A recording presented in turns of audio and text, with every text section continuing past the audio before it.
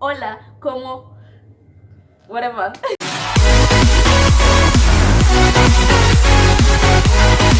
Hi, hi, hi, hi, hi, hi, hi, hi, hi.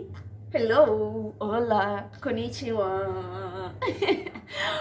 Hi guys, welcome back to my channel. My name is still Gathoni. Yeah, right. Good.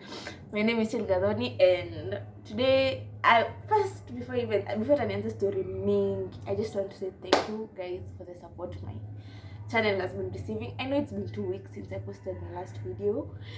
That's not very consistent of me, but I will try. I promise. Content, man, we have to give it to these content creators, but content is hard videos ka 3 so far na nimeshinda tu nikidelete zote juu I don't even know I'm telling you all that, but yeah. So today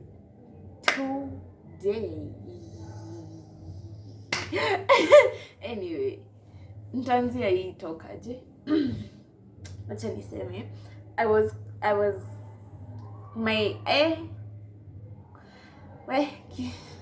lugha zote zimepotea.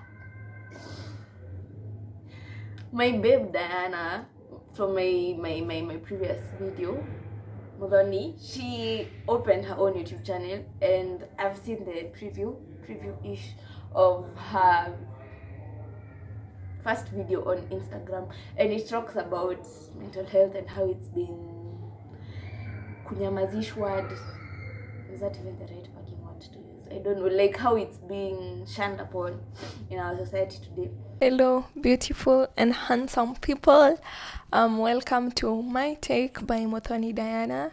This is a platform which will be talking about mental health. I chose to speak about mental health because in our society, or in the society that we live in, not so many people are ready to have a conversation about mental health because it involves a lot of vulnerability, a lot of showing who you are, or the emotional side of it, and not so many people are ready to talk about it.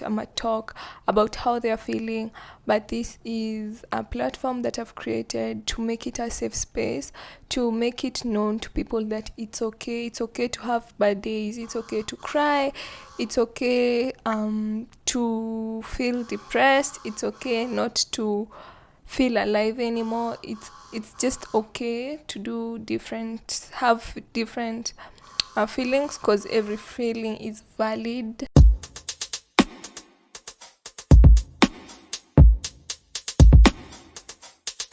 And I wanted to come on here and talk about my own experience with mental health, to kind of like remove the stigma around mental health and such issues. And yeah, is that okay? I don't give a damn, because I'm gonna talk about it anyway. So my experience with mental health, I think my mental health has always been bad from like when I was a kid, because now that I'm older, now that I know more stuff, what the fuck am I saying? Anyway, now that I'm older and I know more things and I know what is venye mi ni mtu mkubwa sasa, na tulikuwa tunaambiwa tukiwa watoto utajua ukiwa mkubwa. Sasa nimejua and I have come to realize that some of the things I was doing when I was young, I used to brush it off as being a bad kid, being just not a nice person. But now that I come to think of it, now that I'm older and I know what it was, my mental health was just not bad. I was such a violent kid at 6 and 7. Like my primary school mates from that time, no. I was violent. Nilikuwa nachapa anyone and everyone. I used to get into fights. I was just it was, and then people used to think, okay, I used to think that maybe I'm just not raised right or something like that. But now that I come to think about it, something really traumatic happened to me when I was 6. And I think I wasn't given the right avenue to like channel my emotions and to like let go of them and shit. So I used to just hold them in and bottle shit up, and then it used to get bad in a lipuka. and then it got bad, ikalipuka, and that is why I used to act the way I was acting. But yeah, with this video will be very real, very raw, very vulnerable. So if you're not up for that, acha tu nikwambie sisi mapema, you can just leave, but don't leave, please. Yeah, I think my first suicide attempt was in 2015. How old was I? I was 11. I was 11 when I first attempted suicide. Okay, before that, it wasn't like I want to kill myself. Before that was like sinipate tu cancer ama kiugonjwa ama nitembe tu nigongwe na gari I just die. Like that's what I used to think kitambo. Before I first attempted suicide, and then I did attempt by overdosing on Piriton. Because I'm 11, bro, what do you expect? I didn't know about all these other stronger meds. So I attempted on Piriton. I took like 30 pills, and I still woke up the following day at 7 in the fucking morning. Like, what the hell? But anyways, yeah, after that, I have been a survivor of several other suicide attempts. But I think my mental health wasn't like bad, like bad kabisa, until I joined high school. Shit hit the fan, ama ni hit the roof, ama ni hit the wall. Shit hit the wherever it hits when I joined high school. Because first of all, I have always been a smart person, like since I was small, like since book smart, I've always been academically smart. So I used to know I'll go to a big school like Alliance or Loreto Limuru, Kenya High. I used to know I'll go to such big schools because again, I am a performer. So when KCPE results were out, I had a 421. I was excited. Okay, I wasn't excited because I knew I could do better. My target was a 430, but for 21 I took it and I was like, thank you, Jesus. And what? And I was like, okay, this will get me into a good school. And then the day for sending the messages comes, Napo Mugoiri. What the fuck is a Mugoiri? Where the fuck is a Mugoiri? What? I was so effing confused. Like, I had never heard of this school before. I didn't even know where it was. I couldn't even pronounce the damn name, my guys. And now huko sasa ndio napelekwa niko what? And then I don't know, like tukaanza kutafuta mashule zote tu niko waitlisted. My shosho wanted to take me to a private school, and then she was told, oh Angano, private schools are not good nini. So my shosho told me, you go to mimi tu tunaambiwa sisi wote endo usome form 1 first term, nitakuta second term. Hiyo ni uongo bwana. Hakuna. Hiyo ni uongo hiyo. Mimi nienda first. Boy guy Jehovah Mwadhani. Every bad thing I used to hear about Kenyan public high schools was happening to me. Bullying, theft, lesbianism, peer pressure, wrong friends, hysteria, like hey, everything was just happening all at once. And when I used to go home, I used to cry. Nilikuwa nalia kama mtoto nitolewe shule. Like, we were living in Juja, and then Juja kuna day school several, lakini the most famous inaitwa Juja Secondary. Like, I used to tell my grandmother, my shosho, mimi nipeleke Juja Sec, nitasoma. Mimi sitaki kurudi Mugweri. Na guess nani alirudi? Yeah, exactly. This girl here. Nilikuwa nalia every single time I go home. Na bado nilikuwa narudi. Tukafika form 2. Form 1 nikaisha, nikafika form 2. Form 2 mimi nikaona Mr. Baki uko lazy. So what I did, nikatafuta shule na nikawapigia na nikaseta up interview. Waambia shosho yangu akanitia life coach. Even you know where the danger is. You know where the danger is. The things you go through. Nikaitiwa life coach kwa nyumba kuongeleshwa, because apparently I'm not becoming a bad kid. So I think that also fucked with my mental health, in the fact that they don't listen to me. I was like, they don't want to listen to me. Nawaambia what's going on, hawataki kunisikiza. They don't listen to me.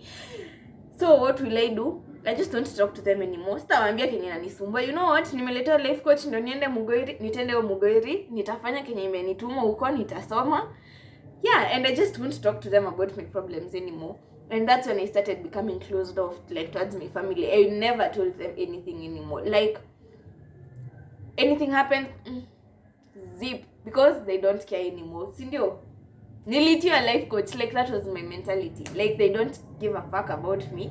So I'll just suffer with my problems. And I think that in Form 2 is when I came to discover a lot of things about myself. Like, yeah, yes, you can eat niko ready kuambia. But yeah, in Form 2 is when I discovered a lot of things about myself. What the hell is myself?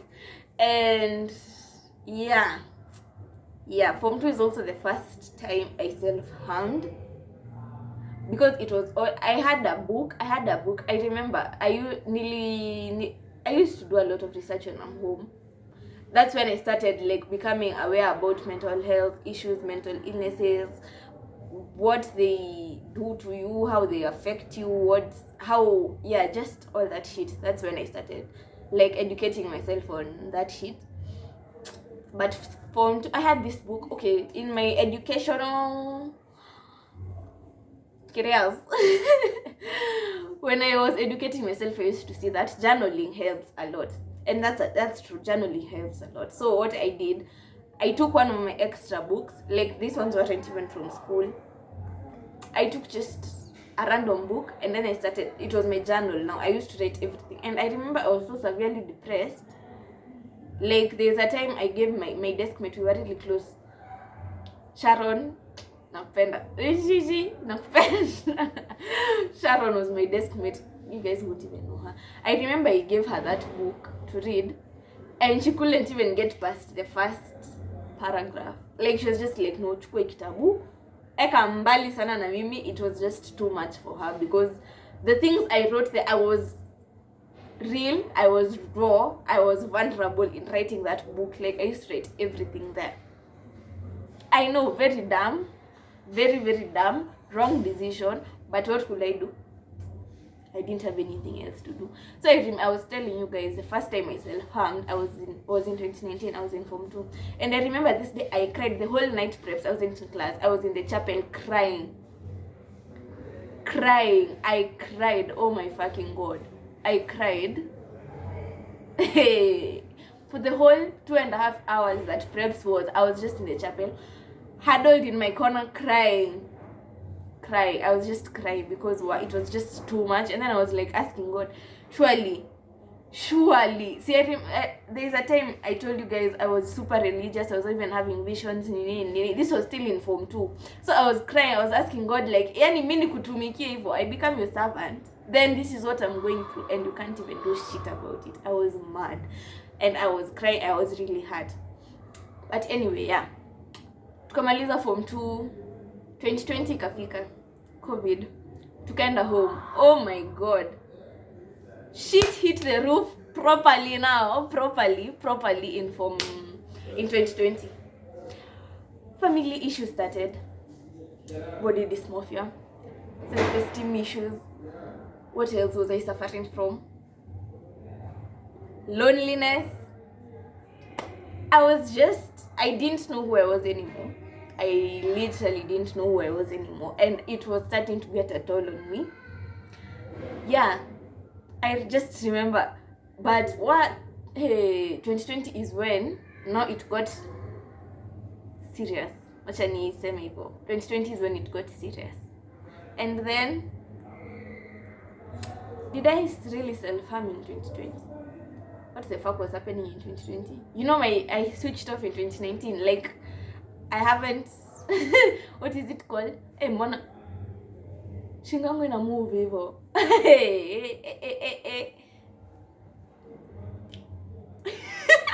But anyways, what was I saying? I can have the attention span of a 1 month old. What was I saying? Oh, I was saying I zoned out. I switched off in 2019. Like, my mind is still in 2019. I don't even know what has been happening for the past 4 years, if I'm being honest. But that is story for another day. Another day. What was I saying? Did I really self-harm in 2020? Yes, I did. But that's not even important. 2021 reached. Hey! Woo! 2021 reached. Guess who was in Form 4 in 2021? Angel. Yeah. And our school, we had a new principal, a new dean of studies, a new everything. So like, they were like, A students, and then I've told you guys I'm academically smart. So like, A students were being put under, like, we had so much pressure for no apparent reason. And then, okay, let me just tell you guys, I'm pansexual. I identify, my sexuality is pansexual. So I had my first girlfriend in Form 3, but it was still in 2021. Then it spread in the whole school. And you know, if there's one thing that is going to be hard for you in high school or in this life, is if you're in a Kenyan public national school and you're not straight. That shit will mess with you in the head. That fuck. So anyways, I had my first girlfriend. Shit spread that me and her were dating. Yeah, so the whole school kind of knew me as a very notorious lesbian. Nilikuwa nimeandikwa hadi kwa walls za choo. I can't know what the fuck was high school. Anyway, nilikuwa nimeandikwa hadi kwa walls za choo. So that, like, I was scared. Me, I won't lie. I was scared because what if the admin finds out and then I get into trouble and then I'm expelled and then nitumwe home kwa nyumba ya pastor. My shosho is a pastor. So naenda je explain that I'm not straight. What? Wasn't going to happen. So I had stress up for that. I had stress because now I'm in Form 4. I need to take my education serious. And then the pressure that tunakewa na the school admin is not okay. And then I told you 2020 shit hit the roof. Like, I had a lot of family issues going on. And as I said, I wasn't telling these people anything that was disturbing me. So nilikuwa najiekea tu kwa roho. So that really also, now that was piling up. And then I was kind of like assistant peer walikuwa naitwa nani? Si peer teacher. Kwa advice yana walikuwa naitwa nani? Sikumbuki. Lakini in our school every class had peer counselor. Exactly, peer counselor. So I was the assistant peer counselor. So some people were coming to me with their issues and I was just listening to them.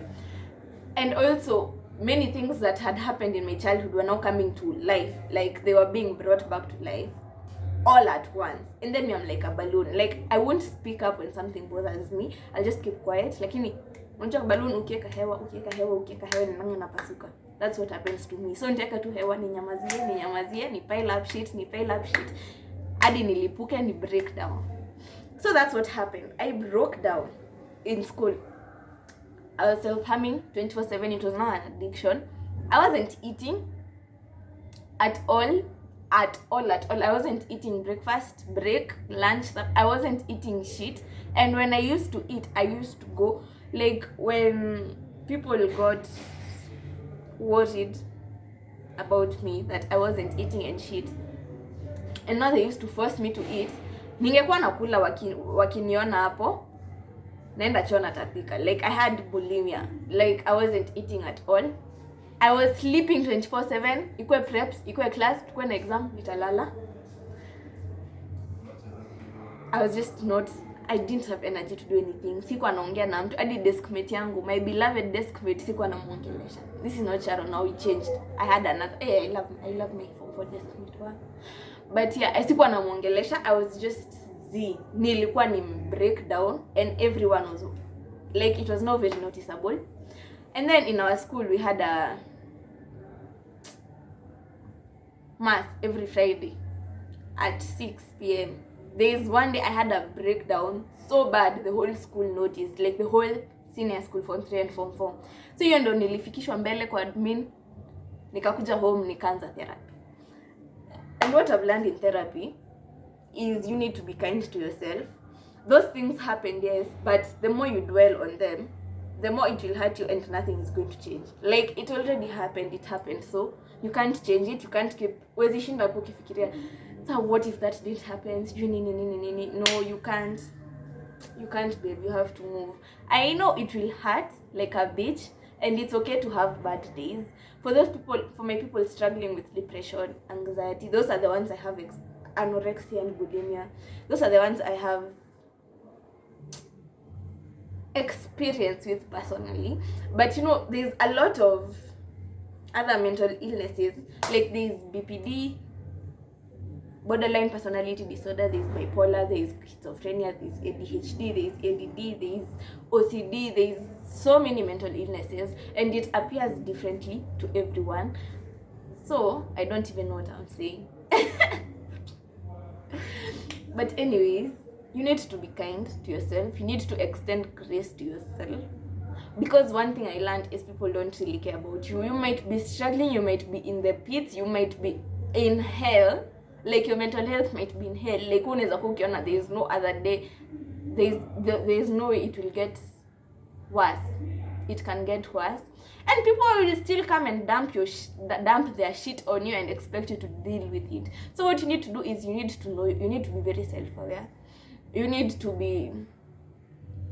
have boundaries. That's one thing I will say. You need to have very strong boundaries. And you just need to be kind to yourself. But it's all about kindness and grace. Like, we jipende, babe. Jipende. No, kuna mtu atakupenda. Imagine watasema watakupenda na hawatakupenda. We jipende. Take care of yourself. And also, don't be ashamed of your mental health. And don't force yourself. Because if you force yourself to do shit, then your body will crash. And it won't be pretty for anyone. It won't wallahi. So mi Kenya naweza kuambia, what I might tell you guys is just be kind to yourself. Just be kind to yourself. Listen to your body. Don't be ashamed to speak out. Don't be ashamed to reach out for help when you know things are going wrong. Ama vitu haziko sawa. Si lazima uende kwa professional therapist or such. Just your friends. Friends help a lot. I can say that from my own experience with my friends. Friends help. Friends make everything better. And if you feel like they won't understand you, they'll judge you, you can come to me. I know people say that and they don't really mean it, but I mean it. Kabisa. You can reach out to me on Instagram. Ama kama uko na connections unaweza nipigia. Unaweza pata namba yangu usini text up, jukini text up sita reply. That is a fact, because I don't reply to my WhatsApp chats. That's a very bad habit I should change. But yeah, reach out to me on Instagram. I'll listen. Sometimes all we need is someone to listen to us. But by the way, see mtu atakuja kukupea advice on how to do. All we need is sometimes to just let shit go and speak it out. And that's what I'm here for. Babe. If you want someone to listen, you can always call me. You can always send me a DM on Instagram or Snapchat or anywhere. Just usitikie take a toll on you, the fact that you can't do daily basic activities like kuoga, kubrush meno, kuosha uso. Usiache ifike hiyo point, babe. It's never worth it. And I think I'll make another video about mental health bado, because I have a lot to say, and this video is becoming extra long and I don't want you guys to get bored. So yeah, that's it. That's my experience with mental health issues. I hope it has made an impact on someone somehow. Like someone has felt like nyewe ikitu inapenianga watu wengi, siko solo. I hope kama ni wewe imekufikia na umeona hamko solo, for real, please get help. Don't usiache ifike hapa hata hamuoni. usiacheshike hapo babe, just get help. Get help. And people, let me tell you, people will rather listen to you and your problems than miss you for the rest of their lives. Like, I'd rather listen to your problems, even though I'm going through shit myself, than come to your burial. It's never worth it. So yeah, that's the end of my video for today. Thank you so much for listening to all 20-something minutes of me blabbering or whatever. But yeah, thank you so much. Thank you so much for watching my video. Please subscribe, share, like, comment, do all that shit. I love you guys so much. Thank you for the support my first video has been getting. I am speechless, and I hope tutaendelea tu vivo hivo na hii video and the other videos that will be coming. But anyways, yeah, that's it for me, from me for today. Bye.